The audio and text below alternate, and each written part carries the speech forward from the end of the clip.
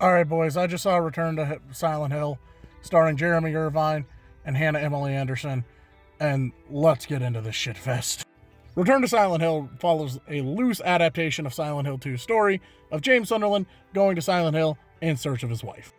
And on the two positives I'm willing to give this movie, one, it's cool that they recreate some of the scenes from the games, and the James portrayal is passable with what he's given.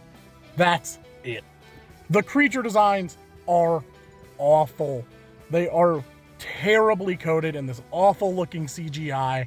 And while there might be semi-accurate to the game, sometimes they do the wrong scenes from the wrong games. And the complete and utter butchery of what was incredible symbolism and unique characters with Eddie's awful portrayal and probably one of the worst things they did to the movie.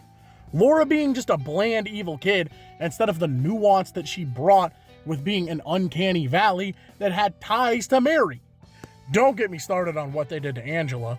One of the most heartbreaking characters in the entire story is completely thrown aside and sundered to be clapped into one giant awful hodgepodge with Maria, who is supposed to be interesting. And while there's a cool concept here of having Miss Anderson play both Maria and Mary, because in lore they do look alike and we know that, but then to bog down the pacing of what is not only an awful adaptation but an awful film by destroying the tone, tension, and pacing of every scene with these awful flashbacks.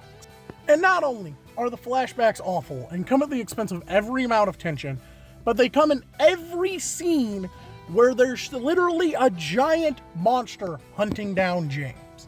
And one of the few highlights of this movie is Pyramid Head's design. Until, spoiler alert, Pyramid Head represents the guilt that James feels over killing Mary. And you know what happens? They use Pyramid Head and show James' face. The nuance to what he represents is completely lost. The movie constantly feels like it's treating you like you're an idiot, because on top of that, there's literal scenes where they spell out the symbolism, which loses all the nuance and interest that as an audience member you're allowed to come to conclusions with. Everything's watered down and boring like they did with Eddie. I mean, come on, this is such an awful adaptation.